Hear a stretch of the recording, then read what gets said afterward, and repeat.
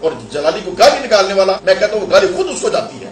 جلالی عاشق رسول ہے، عاشق صحابہ ہے، عاشق اہل بیت ہے۔ جو علماء اہل سنت میں سے جو گروپ یہ کام کر رہے ہیں، میں سختی سے مذمت کرتا ہوں، سختی سے تنقید کرتا ہوں۔ سراسر جو جلالی کے خلاف بول رہے ہیں، سراسر زیادتی کر رہے ہیں اور ظلم کر رہے ہیں عوام کے ساتھ۔ یہ عوامی مسئلہ ہے ہی نہیں، علمی مسئلہ ہے، علماء کے لیول کی بات ہے۔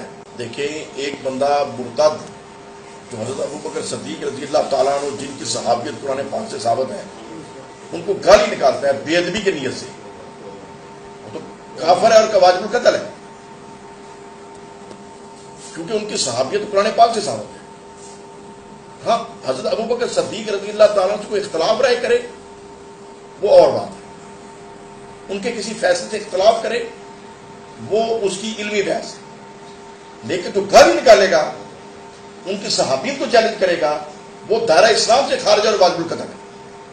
ان کے فیصلے سے اختلاف کرنا اور ان کی توہین کرنا اور بات ہے۔ جو ڈاکٹر اشرف جلالی صاحب والا معاملہ ہے، اس کو تو ہمارے جذباتی لوگ خام خام سے سن منا رہے ہیں، یہ زمین آسمان کا فرق ہے کہ توبہ نعوذ باللہ، کیا جلالی صاحب رتی برابر جو ہمارے اہل سنت میں سے یا اہل تشیع میں سے جو عقیدت اور محبت اہل بیت اطہار سے ہے، کیا اس سے رتی برابر میں جلالی صاحب کے اندر عقیدت احترام کام ہے؟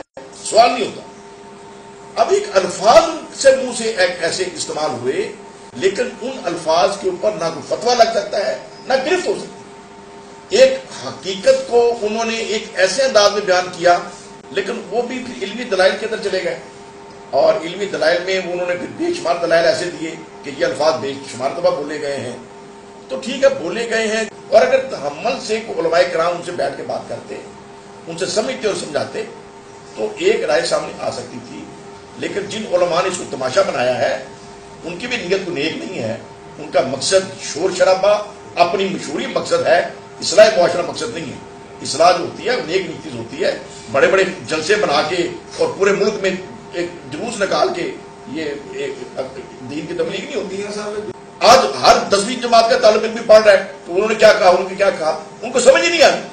دیکھیں، میں صاحب بات کہتا ہوں، میرے جیسا آدمی جو اکثر بزرگوں کے پاس اور علماء کے پاس بیٹھنے کا شرف رکھتا ہے، وہ اتنا باریک مسئلہ ہے کہ ہمیں بھی اس میں انالیسس کرنے میں دقت پیدا ہوتی ہے، نہیں پورا میں اس پہ ادراک رکھتا۔ اور اکثر پیر زادے، مجھے افسوس ہے تو میرے جیسے ان پڑھ جاہل، لیکن کسی نہ کسی کے صدقے، بزرگوں کے صدقے ان کی ایک عزت ہے، تو وہ فیصلے کر رہے ہیں۔ بھائی، علمی معاملہ علماء تک چھوڑیں۔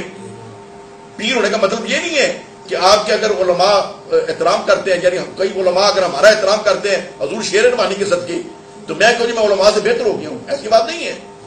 میری اگر کوئی عزت کرتا ہے، جو ہاتھ چوم لیتا ہے، وہ شیر رحمانی کے صدقے میرے پر لے کے ہے۔ تو ایسے ہی جو مختلف آستانوں کے پیر زادے، جو خود کئی پیر زادے عالم دین بھی ہیں، قرآن و حدیث کے اوپر پورا ان کا ماشاءاللہ عبور ہے، قابل فخر ہے، لیکن یہ علمی معاملہ ہے۔ جن کے پاس علمی استعداد وہ ہے، جو جیسی سید عرفان شاہ صاحب کے پاس ہے یا جیسی ڈاکٹر اشرف جلالی صاحب کے پاس ہے، یہ اس لیول کے لوگوں کا بات ہے۔ جلالی صاحب کے ان الفاظ کی بھی ہمارے علماء کرام جو علماء حق ہے وہ گرفت کر رہے ہیں، اور میں سمجھتا ہوں کہ وہ گرفت ٹھیک ہے، لیکن یہ جو شور شرابہ ڈالا ہے سراسر زیادتی ہے، ظلم ہے، غلط ہے، سراسر ظلم ہے۔ پڑھے لکھے ہو کے بدتمیزی کر رہے ہیں، اور پڑھے لکھے ہو کے ایسے الفاظ استعمال کر رہے ہیں جو کسی کے شایان شان نہیں ہے۔ صحیح العقیدہ مسلمان ہے، لیکن ایک الفاظ جو استعمال کیے، ہم سب نے وہ الفاظ، جیسے میں چھوٹی سی بات آپ کو بتاؤں، اعلیٰ شرفی رحمۃ اللہ علیہ جب آپ کو ملنے آتا تھا تو وہ جوتی اتارتا تھا نا بے ترتیبی سے، اور اگر اس کے جوتے کی پشت، جوتے کی کنڈ، اڈی والا پورشن قبلے کی طرف ہو جاتا، آپ ناراض ہوتے تھے۔ مجھے بتائیں، کیا قبلہ کی طرف جوتی کی اڈی ہو جائے تو کیا یہ گناہ ہے کوئی؟ لیکن حضور شیر بڑے غصے میں آ جاتے تھے، تو آپ کہتے تھے تیرے جوتی لاندہ والا نہیں، اور آپ جوتے کا سیدھا منہ قبلے کی طرف کرتے تھے، یہ آپ کی عقیدت۔ تو اب ہم اور میں نے جب سے بزرگوں سے سنا ہے، تو میں نہ تو جوتی کا اس طریقے سے کرتا ہوں اور نہ کسی کو کرنے دیتا ہوں۔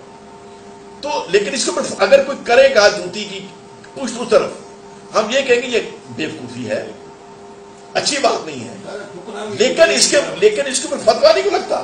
اسی طریقے سے جلالی صاحب کے جو الفاظ ہیں، وہ ان کا جو باغ فتح کے اندر مطالبہ فرمانا وہ ایک اجتہاد تھا ان کا، ان کی سوچ تھی، ان کی فکر تھا کہ ہمیں مانگنا چاہیے، اور حضرت ابوبکر صدیق کا اجتہاد تھا کہ اس میں نہیں بنتا، یہ قرآن و حدیث کے فیصلے ہیں۔ تو اختلاف رائے اس کو تو باعث رحمت کہا گیا ہے کہ امت کے اندر کوئی اختلاف ہے، یہ فقہی اختلاف ہے، باعث رحمت ہے۔